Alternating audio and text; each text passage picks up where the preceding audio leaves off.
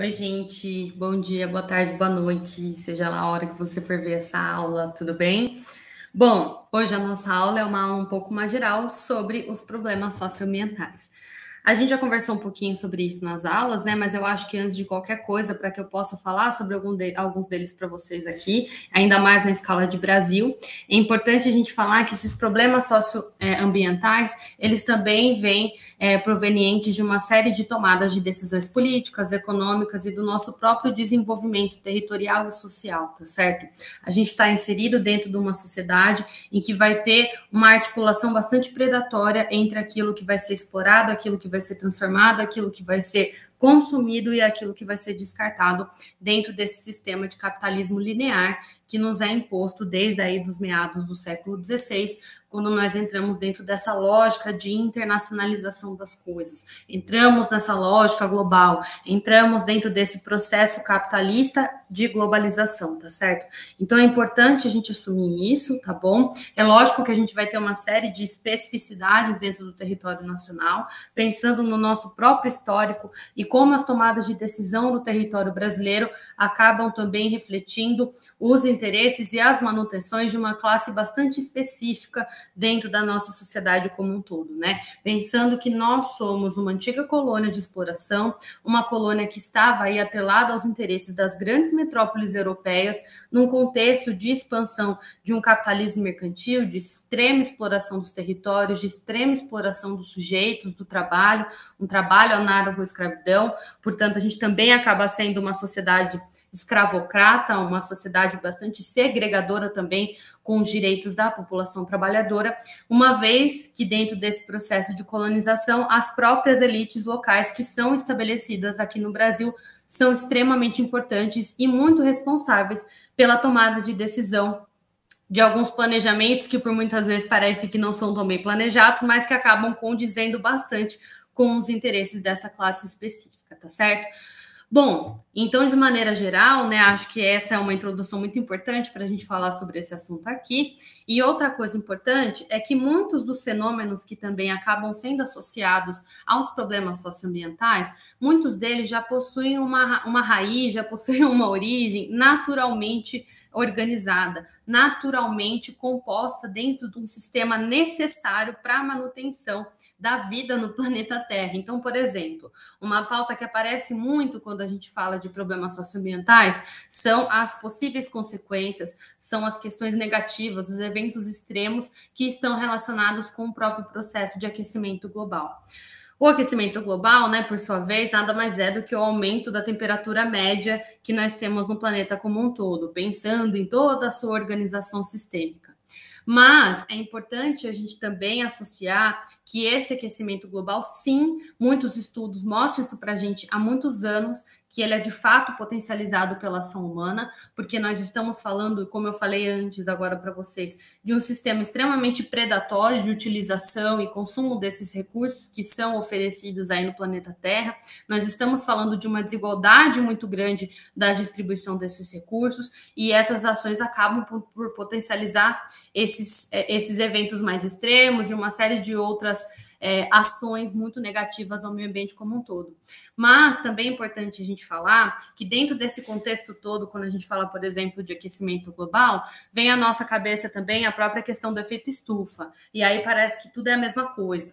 E que o efeito estufa ele acontece por conta da ação humana exclusivamente. O efeito estufa, pessoal, ele é extremamente necessário para a vida na Terra, tá certo? Ele é um efeito que vai ser geologicamente muito importante, na história do desenvolvimento terrestre ele é extremamente necessário, porque são essa camada mais protetora que nós temos da Terra, esses gases que são super importantes para a manutenção do efeito estufa, que fazem com que o calor que chega dos raios solares possa ser ou absorvido ou refletido, mas permanecer de alguma forma dentro desse sistema de organização da temperatura terrestre, da temperatura dos mares, de todas essas trocas energéticas, tá certo? Então, o efeito estufa como um todo, ele é uma questão natural, ele é extremamente importante para o desenvolvimento, para as evoluções que nós temos no planeta Terra, num tempo geológico também muito longo, mas a gente não pode ausentar a responsabilidade das ações humanas é com relação a essa potencialidade desse aquecimento, com relação a essa destruição dessas camadas que são extremamente importantes por esse sistema de absorção, de reflexão desse calor que vai estar chegando aqui na Terra. Nós estamos falando desse sistema natural sofrendo cada vez mais com uma fragilidade decorrente de toda essa ação muito predatória que o planeta vem sofrendo, tá certo? Nós temos alguns estudos que mostram, muitas vezes, que esse alerta já começou a ser gerado desde um princípio de começo aí de Revolução Industrial, né? Pensando que a Revolução Industrial, em todo o seu desenvolvimento, também é baseada em combustíveis fósseis, né? Nós estamos falando da queima de carvão mineral, nós estamos falando também da utilização do petróleo, que são combustíveis extremamente importantes para essa produção em larga escala, para esse consumo em larga escala, muito relacionado a essa questão da expansão do capitalismo industrial para além, inclusive, do continente europeu, tá certo? Então, para além de todos os gases poluentes que acabam sendo dispersados na atmosfera por conta de todas essas queimadas dos combustíveis fósseis, a gente não pode esquecer que a própria exploração desses combustíveis também é bastante prejudicial ao meio ambiente como um todo. Tanto é que uma boa parte das florestas originárias do continente europeu, principalmente da Inglaterra, do Reino Unido como um todo, que foi aí o coração do que nós entendemos enquanto Revolução Industrial, já não existe mais, uma vez que uma boa parte das reservas de carvão mineral também acabavam sendo exploradas dessas mesmas regiões que foram desmatadas. Mas é importante a gente falar que isso aconteceu no contexto de séculos atrás, em que nós ainda não tínhamos um conhecimento e um avanço técnico e científico tão grande como nós temos hoje. Então, é muito errado da nossa parte, e em vários discursos, infelizmente, muitas vezes a gente acaba vendo esse tipo de defesa acontecer, que nós precisamos desmatar para que a gente possa, de alguma forma, chegar num patamar de um país desenvolvido, chegar num patamar de um país hiperindustrializado e hipertecnológico. Isso é uma grande mentira que muitas vezes é contada para tentar justificar algumas ações predatórias que acontecem nos territórios de determinados países, como é o caso do nosso, tá certo?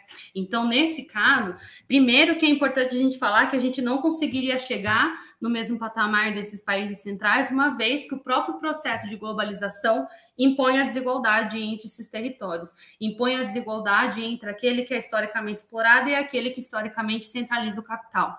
No nosso caso de antiga colônia, a gente acaba tendo esse papel de exploração, de exportador, de hiperutilização dos recursos e hiperutilização da mão de obra, em benefício a toda essa internacionalização dos fluxos econômicos e comerciais, como eles foram sendo estabelecidos, tá certo? Mas, falando um pouco mais especificamente de alguns pontos, né, eu trouxe alguns exemplos também de problemas socioambientais para que a gente possa linkar a algumas questões mais cotidianas, tá certo?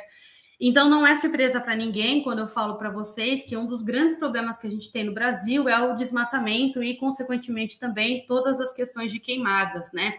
Principalmente quando a gente está falando aí de uma perda de biodiversidade bastante alarmante dentro do território nacional.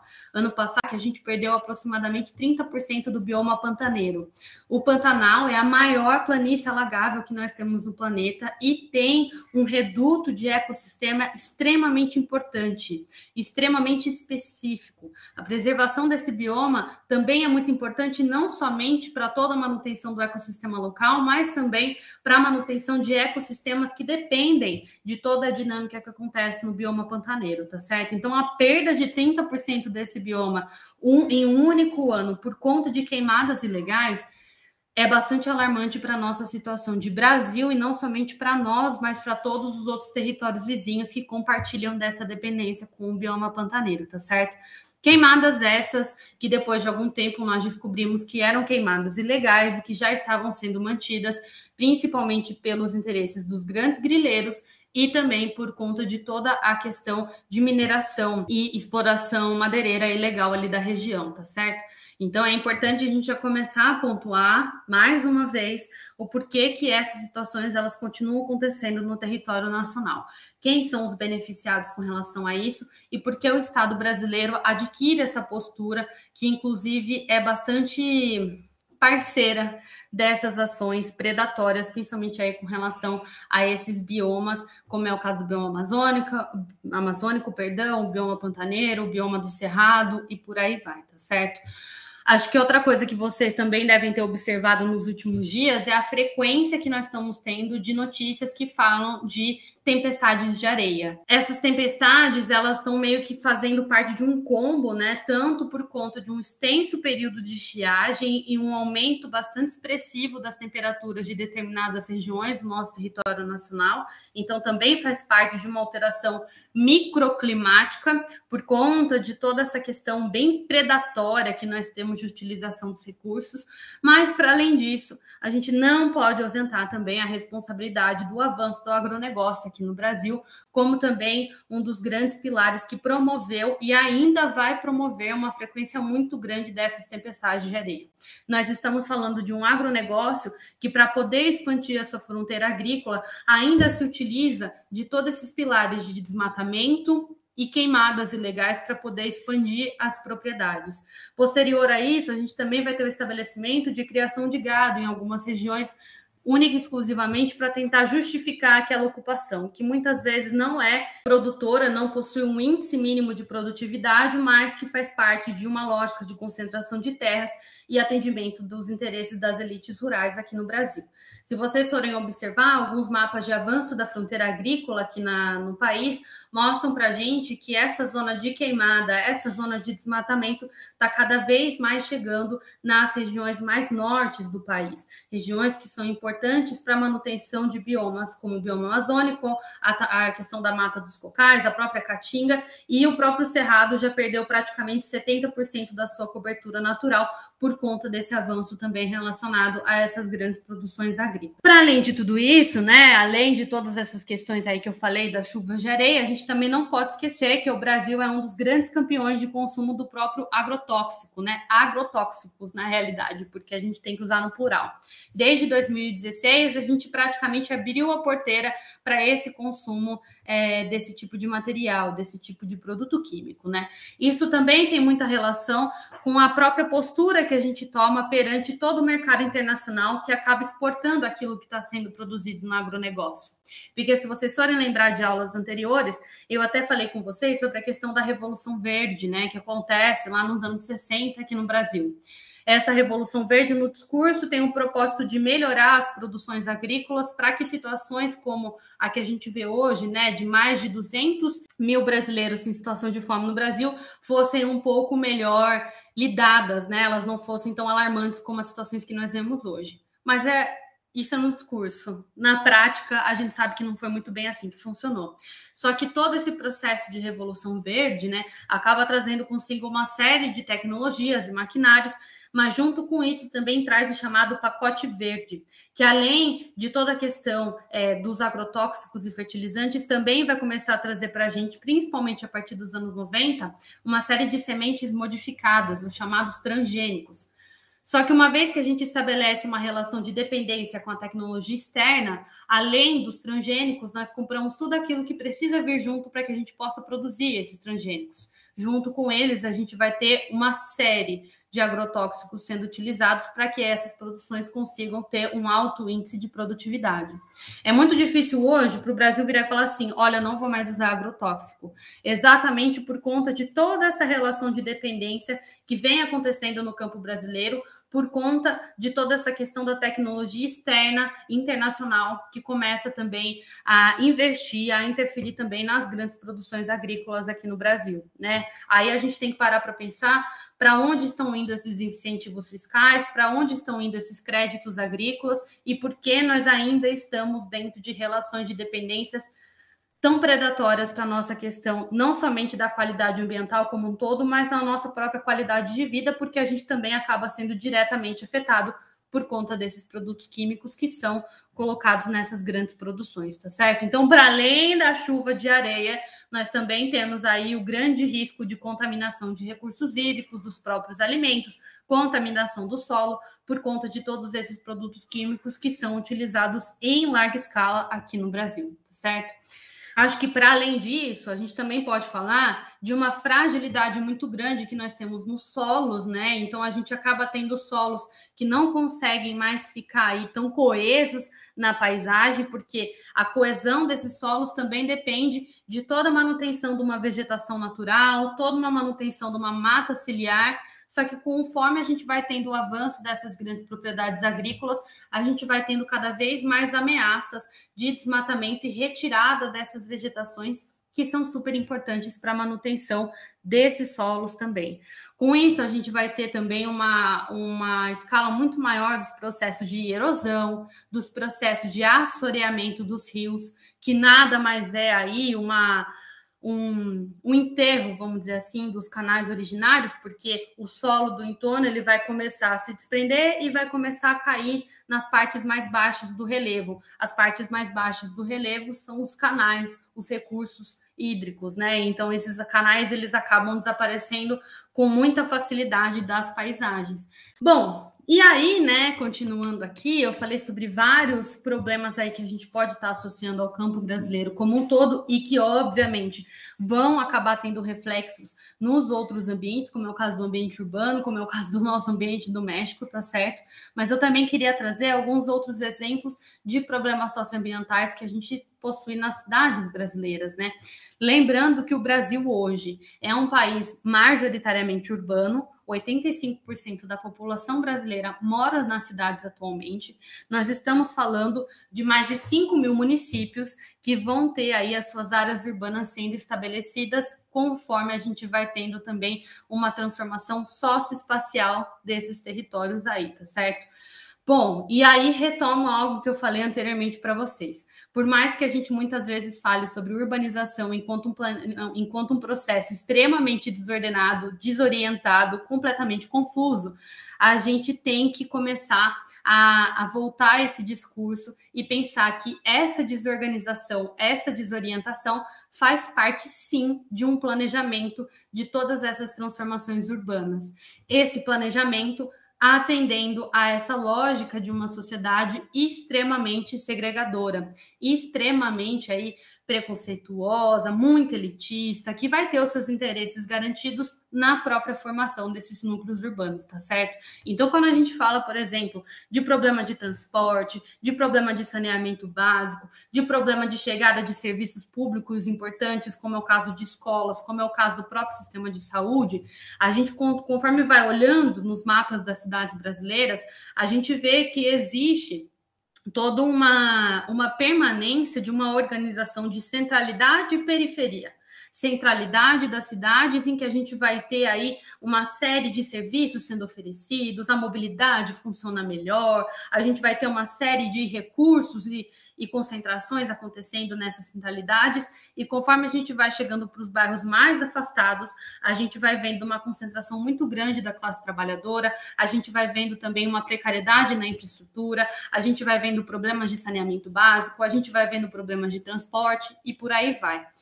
Mas é importante a gente falar que, né, para que a centralidade funcione, é necessário que a periferia trabalhe, é necessário que a periferia acorde cedo para que a cidade comece a funcionar, tá certo? Porque a classe trabalhadora, ela não mora nas grandes centralidades. Quem mora no centro é a elite da cidade, mas quem faz a cidade funcionar não tem o acesso aos recursos que estão concentrados em uma porção específica desses territórios, tá certo?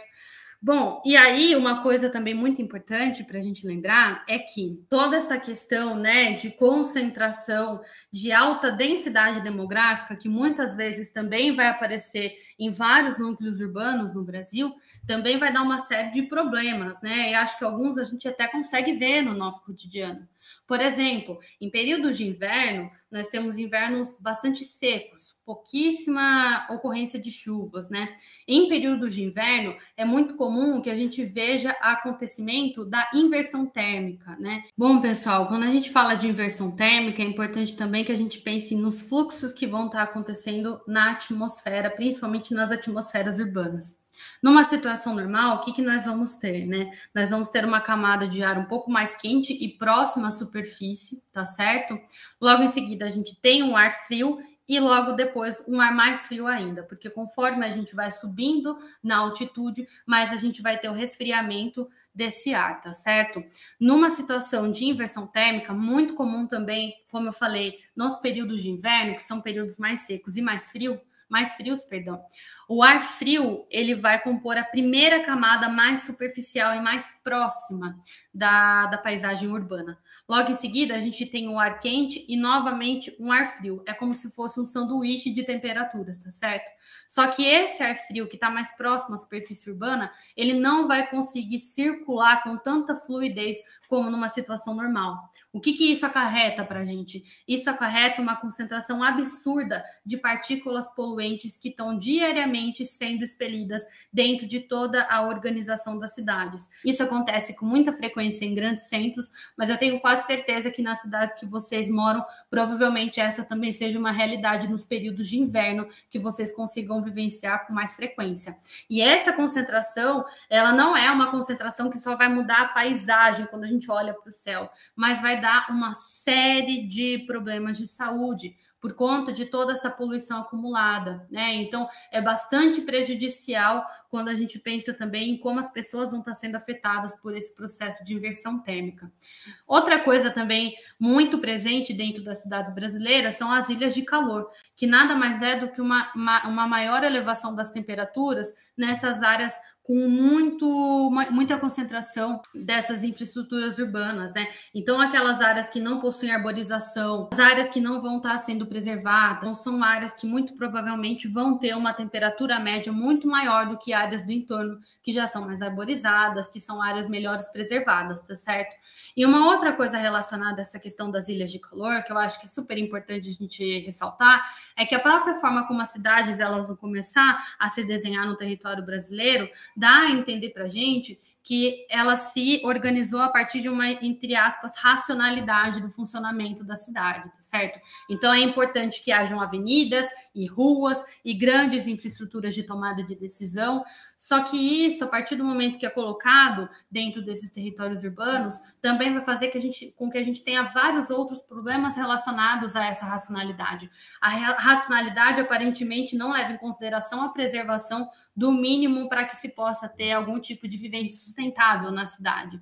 Um exemplo dessa racionalidade muito predatória é o próprio processo de impermeabilização dos solos, tá certo? Quando a gente fala em expansão das cidades, a gente fala também na expansão do asfaltamento, na expansão da infraestrutura, só que conforme a gente vai tendo essa expansão, a gente impermeabiliza um solo que anteriormente era super necessário para a infiltração e para todo um processo de escoamento e acumulação das chuvas de determinadas cidades. Vejam o nosso caso. Aqui na região sudeste, nós temos um regime de chuvas muito bem demarcados por conta do nosso clima, tá certo? Isso vai fazer com que, em determinados momentos do ano, haja uma ocorrência muito maior de chuvas. Só que se eu estou falando de uma cidade que está completamente impermeabilizada, essa água da chuva não vai ter para onde ir, não tem solo para infiltrar, não tem áreas de várzea para poder escoar, e isso, consequentemente, vai trazer uma série de problemas com relação a enchentes, com relação a inundações. Isso é extremamente comum dentro das paisagens urbanas, tá certo? Principalmente nesses períodos de maior chuva, que a gente vai estar vendo aí entre o final e o início do ano, porque a gente está falando do verão, tá certo?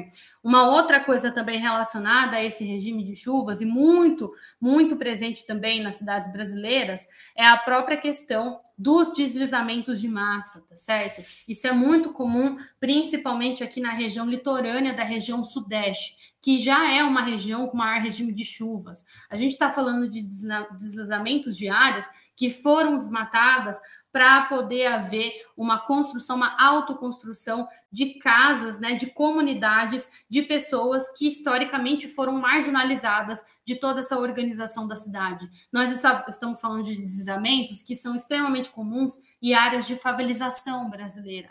Essas populações que já estão em situação de vulnerabilidade econômica e social também passam a estar em situação de vulnerabilidade ambiental por conta da localização das suas casas, que não parte exatamente de uma escolha, mas de uma necessidade de estabelecer moradia e poder fazer parte do circuito urbano que nós temos no Brasil. certo? Então, é bastante alarmante essa situação também. Inclusive, eu trouxe para vocês a população em áreas de risco por regiões brasileiras. Esses dados, eles são de 2010, mas porque eles também estão relacionados ao último censo demográfico. Como nós não tivemos uma atualização oficial do censo, então esse dado acaba sendo mais recente para a gente por enquanto, tá certo? Mas vocês conseguem observar que nós temos uma população em situação de vulnerabilidade ambiental, de risco, né, de acabar passando por algum desses graves problemas socioambientais que eu falei para vocês, muito bem dividida nas grandes 5 regiões brasileiras. Mas quando a gente joga esse número total e compara com a população que nós temos hoje no Brasil, a gente tem quase 10% das pessoas em situação de risco no território nacional. É muita coisa, tá certo? Pensando em todo o nosso processo histórico, pensando em toda a forma de se ocupar e de se produzir o espaço, a gente tem essas pessoas constantemente expostas a essas situações de eventos extremos, a essas situações aí, muitas vezes de muito descaso também da sua própria situação, do seu próprio acesso à infraestrutura, do seu próprio acesso à moradia, do seu próprio acesso a uma série de questões básicas de sobrevivência. Bom, pessoal, eu falei uma aula bem mais geral, expliquei algumas coisinhas mais específicas para vocês, mas eu peço que vocês deem uma olhada também nos slides que eu deixei disponíveis, eu deixei algumas informações a mais, eu deixei alguns outros dados, alguns outros esqueminhas, que acho que pode ajudar ainda mais vocês a entender tudo isso que eu quis passar hoje, tá bom? Bom, espero que vocês tenham gostado, a gente se vê na próxima aula e tchau!